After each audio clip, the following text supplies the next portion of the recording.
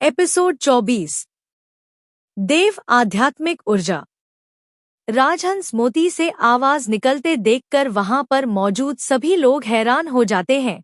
राजकुमार तेजस राजहंस मोती की तरफ इशारा करते हुए अपने गुरुजी से कहता है, गुरुजी, राजहंस मोती कैसे बोल सकता?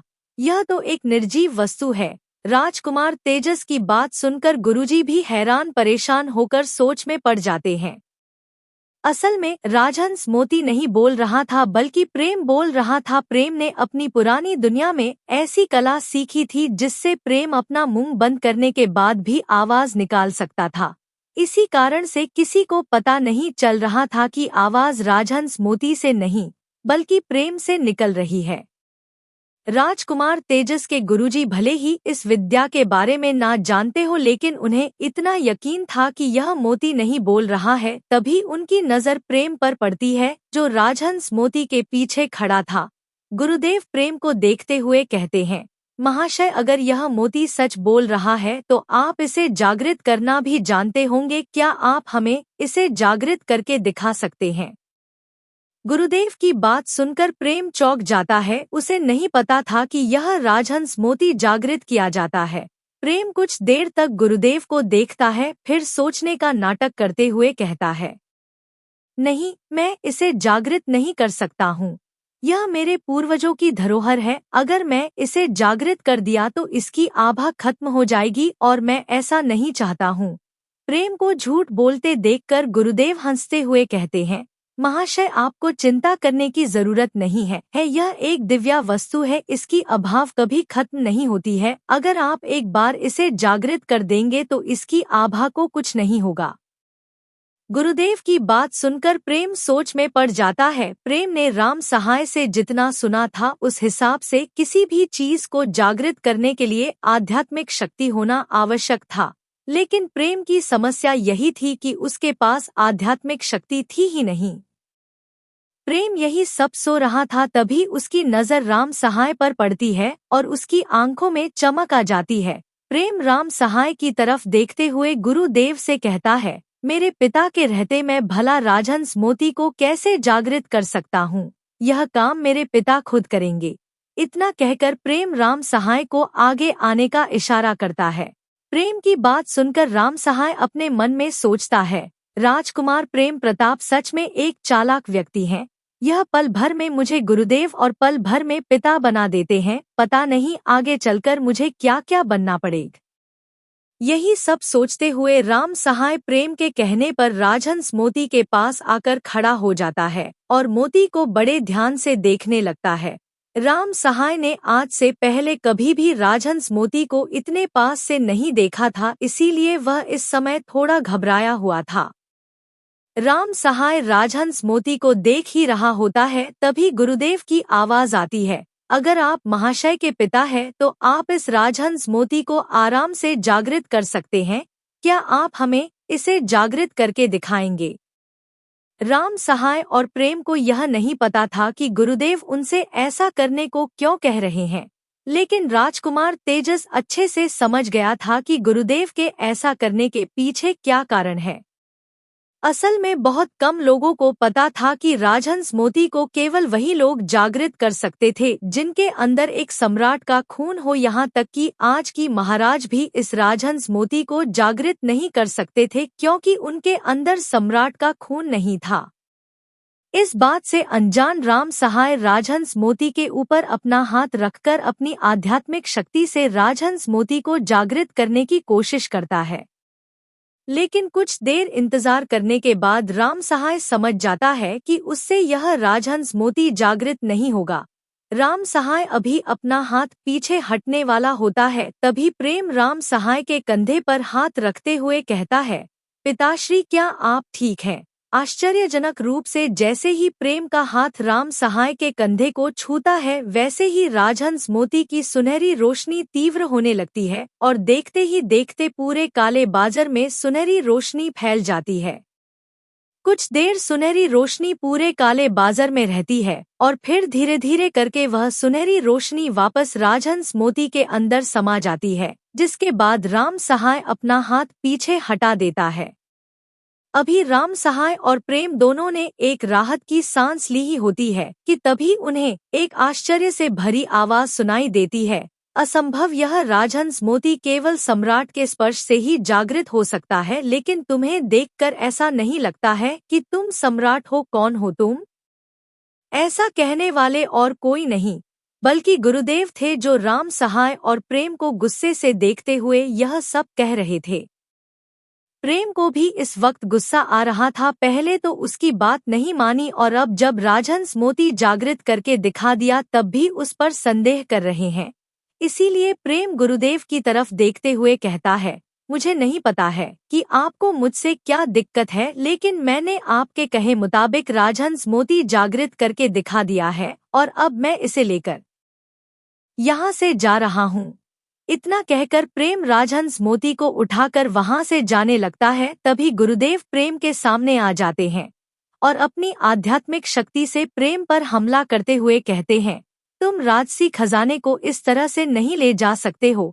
इतना कहकर गुरुदेव प्रेम पर एक तीव्र प्रहार कर देते हैं। गुरुदेव का प्रहार देखकर प्रेम स्तब्ध खड़ा हो जाता है। उसे समझ नहीं आ रहा था कि वह क्या करे।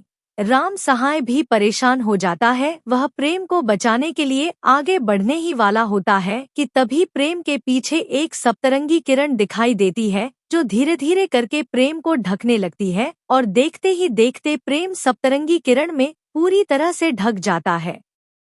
प्रेम को सप्तरंगी किरण में ढका हुआ देखकर राम सहाय, गुरुदेव और राजकुमार तेजस सभी हैरान हो जाते हैं। गुरुदेव के मुंह से अचानक निकलता है, देव सम्राट। इतना कहते हैं। गुरुदेव राजकुमार तेजस की तरफ देखते हुए कहते हैं, राजकुमार, हमें यहाँ से जल्द निकलना होगा, वरना हम लोग बिना मतलब मारे जाएंगे। गुरुदेव की बात सुनकर और उनके चेहरे पर आए डर को देखकर राजकुमार तेजस समझ जाते हैं कि उन्हें यहाँ से जल्द निकलना होगा। राजकुमार तेजस बिना समय लगाए गुरुदेव के साथ काले बाजार से भाग जाते हैं। राम सहाय, जो दूर खड़े होकर यह सब देख रहा था, वह भी गुरुदेव और राजकुमार तेजस को नहीं रोकता है, क्योंकि वह खुद वक्त काफी डरा हुआ था।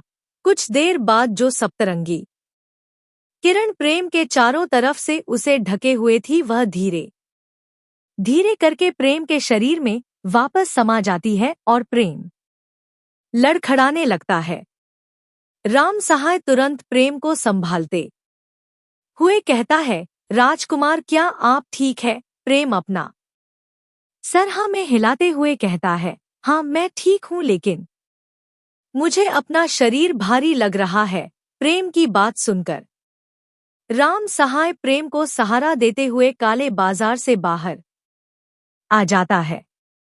अपनी घोड़ा गाड़ी में प्रेम को बैठक घर की तरफ निकल जाता है। रही बात दुकानदार की, तो प्रेम की शक्तियां देखकर उसकी हिम्मत ही नहीं हुई कि वह राजहंस मोती प्रेम से वापस मांगे।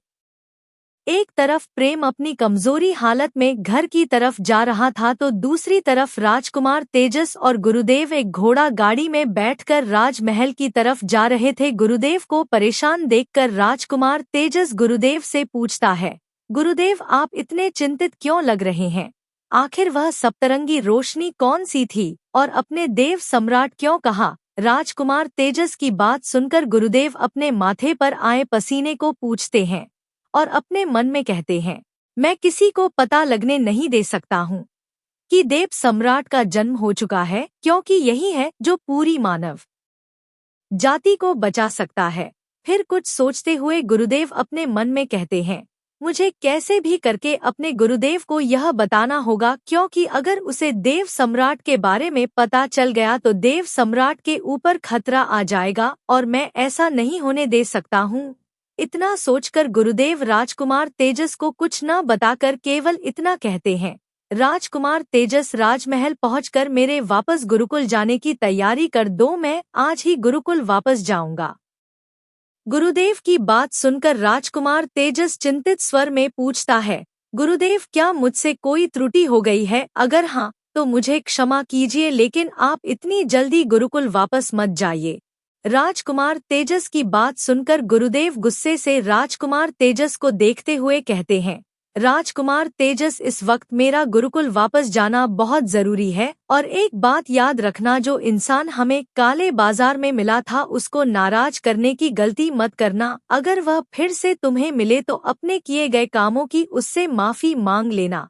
गुरुदेव का गुस्सा देखकर और उनकी बातें सुनकर राजकुमार तेजस इतना तो समझ गया था कि हो ना हो, वह इंसान जो राजहंस मोती को अपना बता रहा था वह एक ताकतवर और रहस्यमय इंसान होगा जिससे गुरुदेव डर रहे हैं। गुरुदेव के कहने पर राजकुमार तेजस अपना सर हाँ में हिलाते हुए कहता है, हाँ गुरुदेव, आप जैसा कह रहे वैसा ही होगा। इतना कहकर राजकुमार तेजस शांत हो जाता है। कुछ ही देर में राजकुमार तेजस की घोड़ा गाड़ी राजमहल पहुंच जाती है, और थोड़ी देर बाद एक घोड़ा गाड़ी वापस राजमहल से निकल जाती है। वह घोड़ा गाड़ी और किसी की नहीं थी बल्कि गुरुदेव की थी, जो वापस गुरुकुल जा रहे थे। किसी को नहीं पता था कि गुरुदेव अचानक गुरुकुल वापस क्यों जा रहे हैं, लेकिन सभी लोगों ने गुरुदेव का सम्मान करते हुए उन्हें गुरुकुल वापस जाने दिया। एक तरफ सड़क पर गुरुदेव की घोड़ा गाड़ी राज्य से बाहर जा रही थी तो दूसरी तरफ से प्रेम की घोड़ा गाड़ी अपने घर की तरफ आ रही थी। राम सहाय घोड़ा गाड़ी से प्रेम को नीचे उतरने में मदद करता है और प्रेम को ले जाकर उसके कमरे में लिटा देता है।